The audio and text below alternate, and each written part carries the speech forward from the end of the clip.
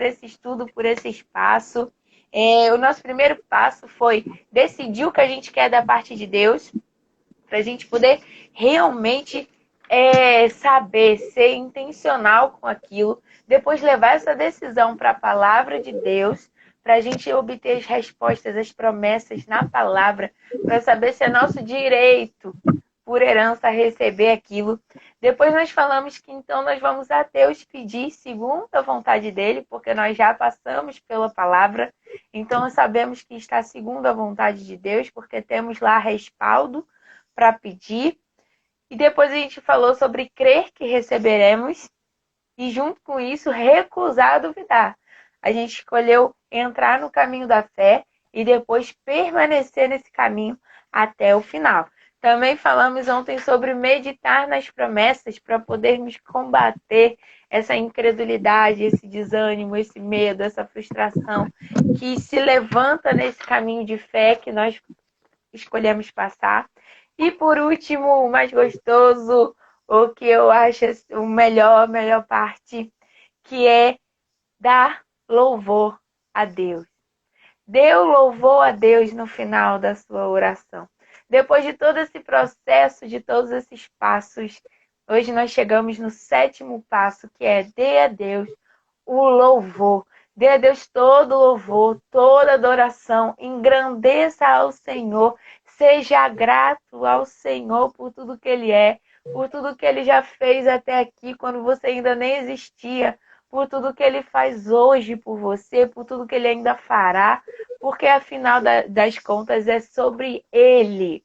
É tudo sobre Ele, para Ele, por meio dEle. Nós somos agraciados porque temos a Ele.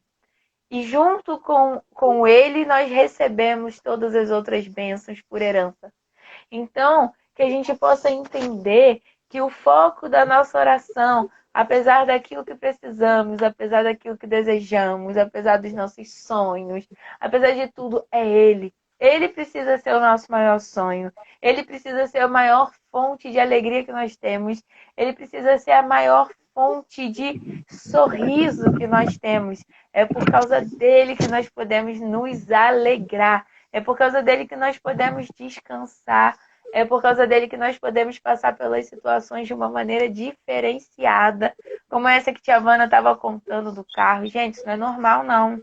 Para quem não é crente, isso não é normal. Vai falar, essa moça não entendeu o que está acontecendo. Não é nem um carro velho, caquético, caindo. Ainda ficou feliz porque talvez podia usar o dinheiro para a igreja. Gente, a gente não é normal aos olhos do mundo, mas aos olhos de Deus. Eu consigo imaginar o Espírito Santo se alegrando pela reação de tia Vana. E assim com a gente, quando a gente já agradece. Eu me lembro quando... Não tem quando muitas vezes a gente está escrevendo algum pedido, mais formal até para alguém, a gente já bota assim, desde já agradeço. Desde já agradeço a compreensão. Ou então bota assim no final, grata fulano. Grata, às vezes no colégio vem, dá o aviso lá e fala, grato à direção. Porque até no mundo dos homens, até no sistema desse mundo, a gente já é acostumado a agradecer, muitas vezes por educação, mas também pela consciência de que aquela pessoa é capaz de resolver o que precisamos. A consciência de que aquela pessoa é alguém que tem a solução para aquilo que desejamos. Que dirá, se no mundo dos homens é assim, que dirá a gente no nosso relacionamento com Deus? Se tem alguém que pode resolver tudo, é Ele. Se tem alguém que nos ama, é Ele. Se tem alguém que age a nosso favor, é Ele. Se tem alguém que faz questão de nos dar força, de ir à nossa frente, é Ele. Um dos atributos do caráter de Deus, e eu gosto de falar do caráter de Deus, é que Ele é o Jeová Nissi, Ele é a nossa bandeira, Ele vai à nossa frente. Ele vai resolvendo tudo. Quando a gente chega, já foi anunciado que Ele está conosco. Quando antigamente o pessoal ia para a guerra, até hoje eu acho, né, Tio Zé pode até dar aí um respaldo maior, a bandeira daquele exército ia à frente para poder saber o exército que estava vindo lutar contra o outro. Então a bandeira chegava na frente e Deus diz que Ele é a nossa bandeira. E Ele é o Senhor da guerra. Se Ele é a nossa bandeira, é o Senhor da guerra, nós já vencemos.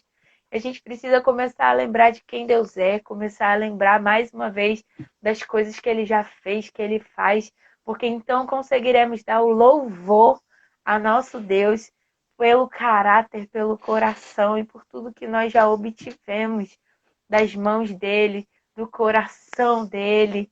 Ele faz questão de se anunciar como nosso Deus. Ele faz questão de dizer, é o meu povo, são os meus filhos, é a minha noiva, é a minha igreja. Ele usa o tempo todo essa posse. É meu, eles são meus, as minhas ovelhas, aqueles a quem eu quero dar ao meu filho. Então, a gente precisa entender como que Deus nos ama. E aí nós vamos conseguir dar a Ele todo o louvor, toda a glória e não ficarmos ansiosos quando o desespero quiser bater na nossa porta.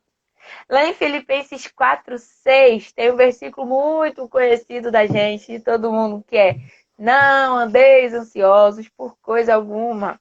Em tudo, porém, sejam conhecidas diante de Deus as vossas petições, pela oração e pela súplica, com ações de graças. Na versão da Bíblia ampliada, que o autor gosta de usar, diz: não fiquem irritados ou ansiosos por nada, por nada. Enquanto a gente fica irritado, enquanto a gente pede alguma coisa e fica irritado, fica ansioso, fica chateado porque ainda não teve, é como se a nossa oração, o nosso jejum não surtisse efeito. É como uma criança mimada que faz pirraça e grita no meio de um shopping. Sabe aquela criança que todo mundo olha assim depois de meu filho nunca vai fazer isso. Aí as mães, né, falam que depois pagam a língua porque o filho vai lá e pode fazer, geralmente faz a mesma coisa. E os outros fazem o mesmo olhar e provavelmente tem alguém que diz que o dela nunca vai fazer e depois paga a língua de novo.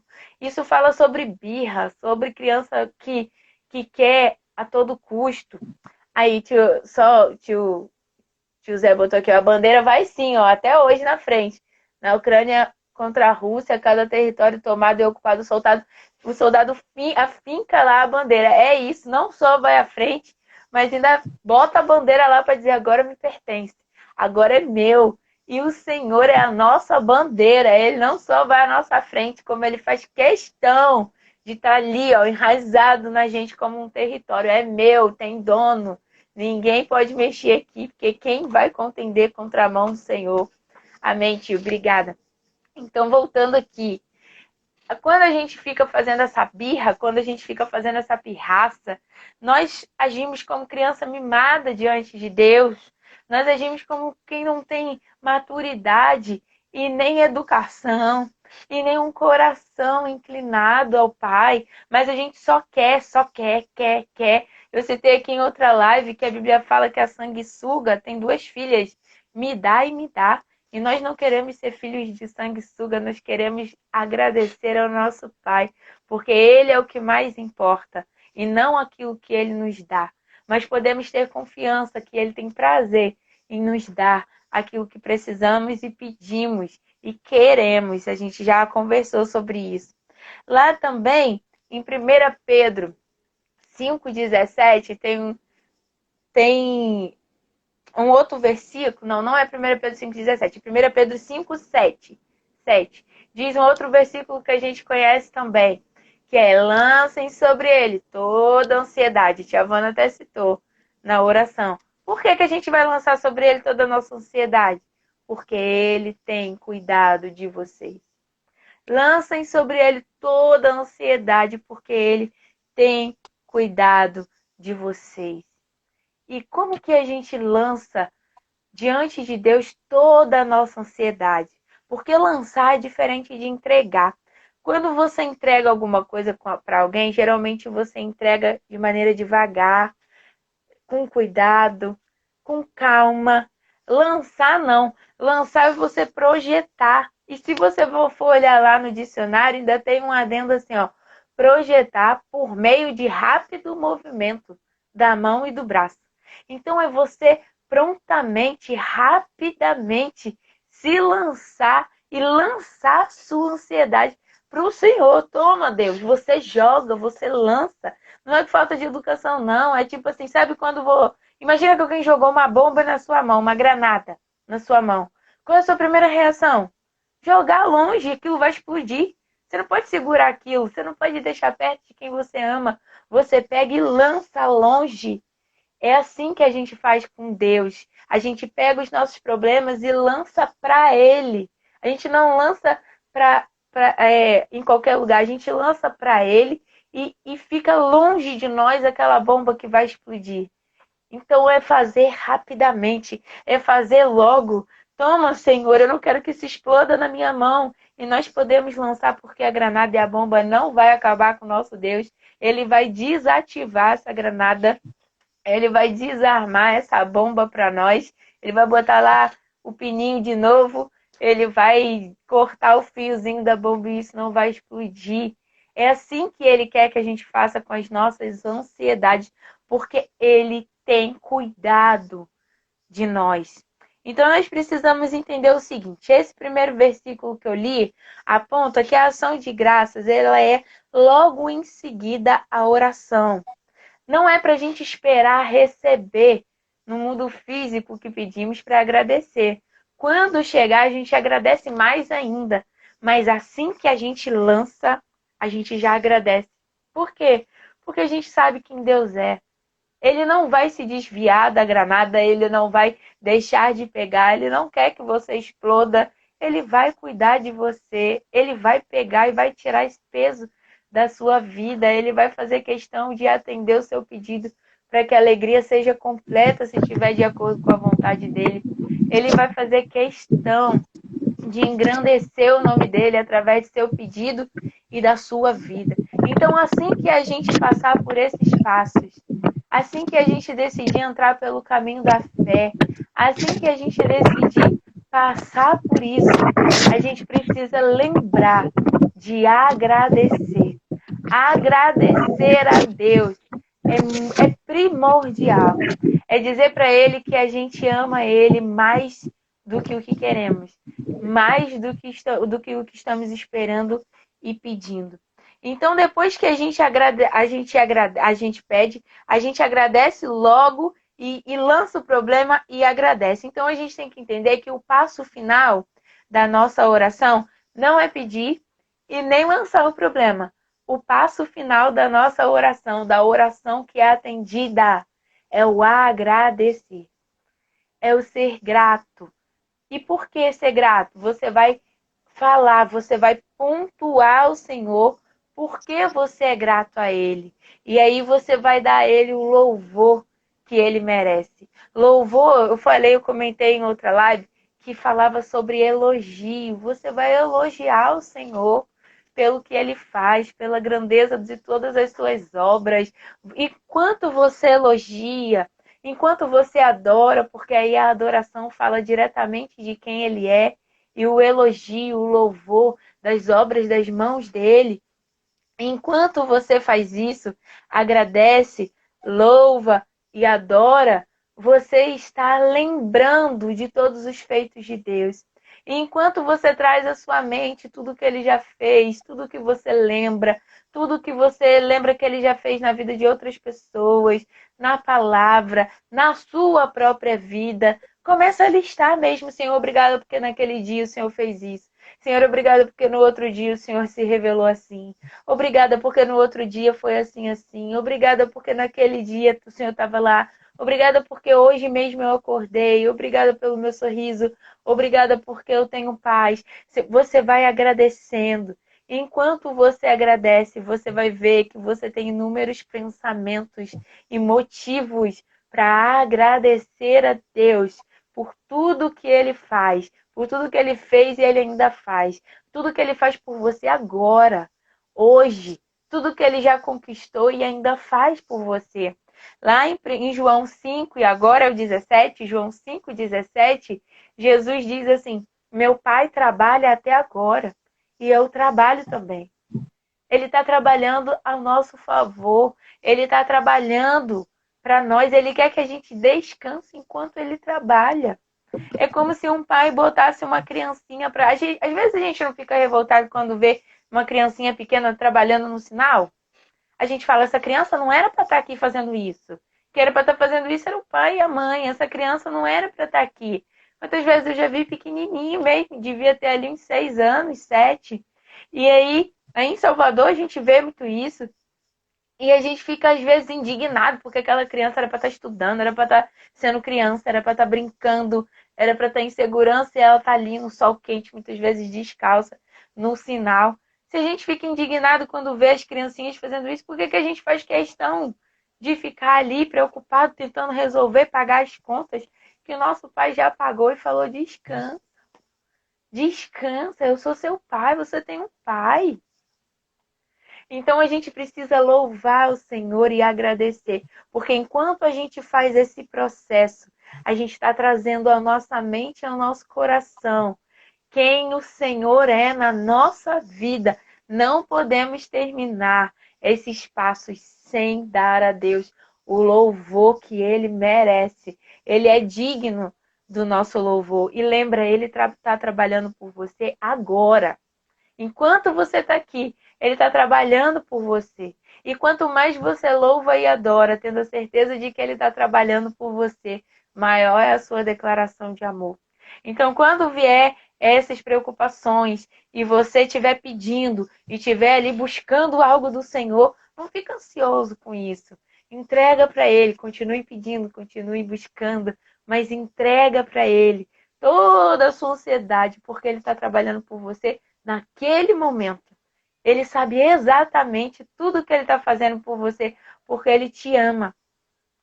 Então, a nossa oração não pode ser uma oração de incredulidade, ela tem que ser uma oração de fé e louvor.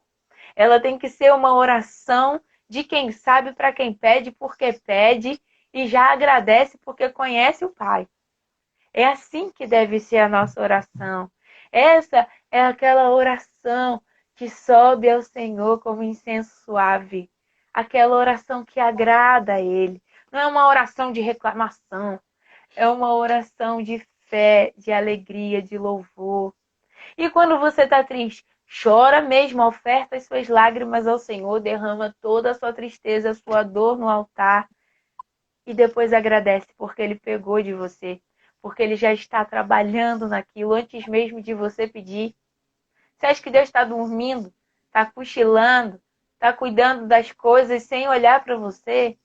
Não, é impossível Ele fazer isso. Isso vai contra o caráter dele, isso vai contra o coração dele. Ele é um Deus zeloso. Ele é um Deus que tem ciúme de nós. Ele é um Deus que diz, ele é meu, ela é minha. Eu faço questão de dizer, eles estão na palma da minha mão. Eu faço questão de dizer que eles são meus. Então o Senhor está cuidando de tudo. Não aceite a derrota quando você entrar pelo caminho da fé. A derrota só vem se você parar. A frustração só chega se você parar. Então vai louvando, vai passando pela prova, dando glória a Deus, glória a Deus. Vai passando pelo caminho da fé e glorificando ao Senhor. E você vai ver que essas coisas não têm poder sobre você, essas circunstâncias, esse dia a dia, ele não precisa ser pesado. A sua oração tira de você esse peso, porque você tem um Pai, você tem um Senhor a quem você louva e a quem você adora. Todas as vezes que a tristeza bater, começa a louvar, começa a adorar. Em todas as situações, louve ao Senhor, engrandeça o nome dele. E aí você vai tirando os olhos da tempestade e voltando o seu olhar para quem realmente importa, que é o nosso Jesus. Tudo que o Senhor te prometeu é seu direito de receber. Você tem direito. Por herança. Por herança. A herança, ela fala sobre adquirir por sucessão. Você adquire aquela pessoa, os bens daquela pessoa, não só os bens, mas também o direito e as obrigações daquela pessoa, porque é como se você estivesse sendo uma extensão dela. Você é parte de um legado que ela deixou. Então, quando você assume isso, tudo que Jesus é, como sua herança, como a gente já viu, então você não tem como aceitar a derrota. É impossível. A Bíblia fala que nós somos mais que vencedores em Cristo. Não tem como a gente ficar frustrado no caminho da fé. E eu aprendi, assim, até nessa fase, né, que eu tenho vivido, Deus tem usado muito o meu luto para me ensinar sobre o amor de Cristo e a igreja.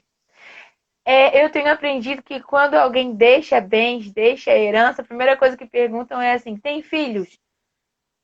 Aí depois, porque o filho é o primeiro que tem o direito à herança. Tem filhos? Aí fala, não, então a gente vai ver. A esposa, ou o marido, os pais, vai passando para as outras pessoas. Nós somos filhos, herdeiros do Pai, co-herdeiros com Cristo.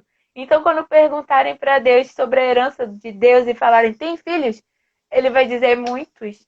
E você vai estar lá dizendo, eu sou um, eu sou um.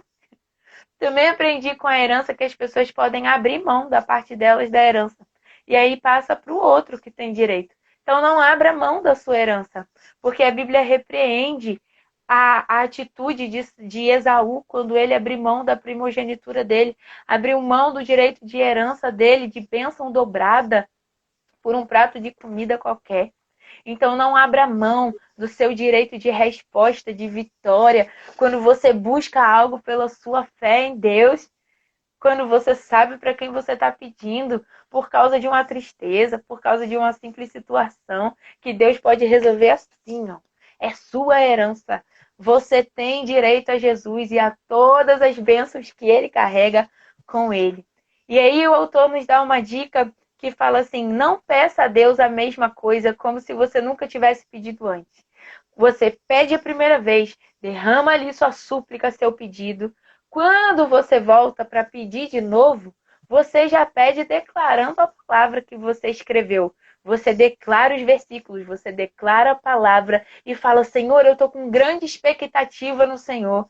Nisso que eu estou te pedindo, eu vim te lembrar do meu pedido. E já começa a agradecer. E aí você não está pedindo como se Deus nunca tivesse ouvido a sua oração. Porque a gente não tem lixão de oração no céu. Você acha que Deus está fazendo o que com a oração dos justos? Com a oração dos filhos? Ele está descartando, está esquecendo? Agora esqueci. Quem nunca teve a experiência que o Espírito Santo lembrou de você, oração com você mesmo, nem lembrava. E ele faz você lembrar, eu já tive essa experiência. Ele faz lembrar exatamente as palavras que você usou e no dia que você usou. E faz você viver aquela oração como se você tivesse acabado de fazer.